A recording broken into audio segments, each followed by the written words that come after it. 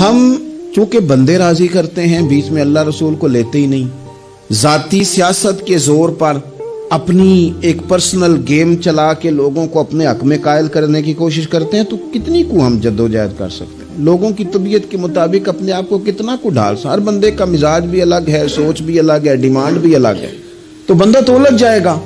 اس لیے اس چکر میں پڑنے کی ضرورت کیا ہے کہ بندے راضی کیے جائیں، بندوں کی سوچ کے مطابق ڈھلا جائے؟ آج کل ٹرینڈ کیا ہے، اس ٹرینڈ پر چلا جائے۔ سنو نبی پاک صلی اللہ علیہ وسلم نے کیا فرمایا۔